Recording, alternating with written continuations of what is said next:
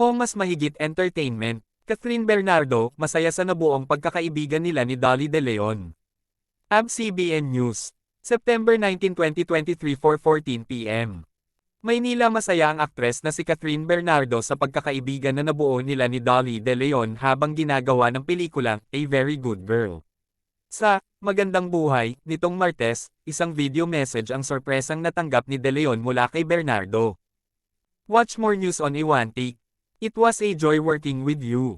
Grabe yung experience na ito because you were there for me since day isang and I appreciate you so much at paulit-ulit ko yung sasabihin because yun ang pina-feel mo sa akin. I learned so much from you MS. D. Ang dami pa nating mga gagawin at mga bondings na gagawin soon. I am looking forward to that, ani Bernardo sa video. And I just want you to know how much I appreciate our friendship, I will value it forever. I am just one message away kapag kailangan mo ng pampa-relax at kailangan mo ng pampa-happy nandito lang ako parati to make you happy. Consider me as your friend in this industry na you can count on. Congratulations in advance sa movie natin I am happy na nagawa ko ito kasama ka, dagdag ni Bernardo. Para naman kay De Leon, iba ang Catherine na naisip niya noon sa Catherine na nakilala niya. Grabing experience ito, kasi si Kat diba she's a really big star so medyo nakaka-intimidate siya. Pero wala siya nung kung ano ang mga iniisip ko tungkol sa kanya at all. Approachable siya, friendly, very supportive and helpful at saka generous actor.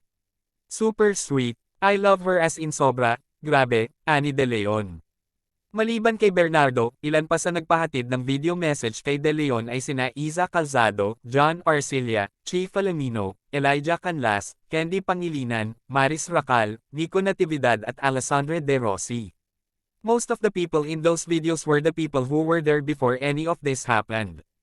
Iza, naiiyak ako. Kaya ako naiiyak kay Iza kasi nung lilipad ako papuntang Cannes para sa premiere ng pelikula namin wala akong kaalam-alam sa kung ano ba ang ginagawa sa festival, ano ang ginagawa sa premiere. Wala akong damit, wala akong pera, pero nagpatulong ako sa Actor, League of Filipino Actors, and Iza was one of those who helped.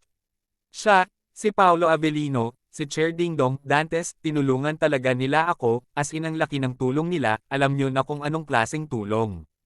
Even the first time I met her sa taping ng isang show diction coach ako roon siya ang lumapit sa akin, hindi niya ako kilala.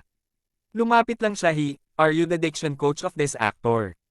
Sabi ko eyes, parang ang warm niya na parang ang tagal na naming magkakilala, and nobody ako noon. Yan si Iza Calzado for me, she's really such a warm human being, ang laki ng puso, kwento ni De Leon.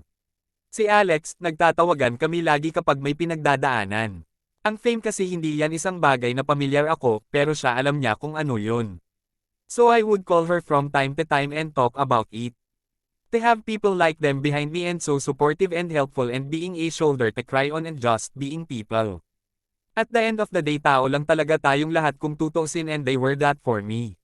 So thank you I love you all, alam nyo yun mahal na mahal ko kayo, dagdag ni De Leon.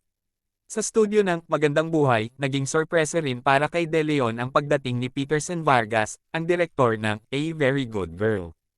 It was a surreal experience kasi grabe yung parang privilege to work with someone like MS. Dolly and Kat and everyone else. So I am really thankful, really grateful, ani Peterson patungkol sa paggawa ng pelikula. Sa programa, ibinahagi rin ni Peterson ang mga bagay na hinangaan niya kay De Leon.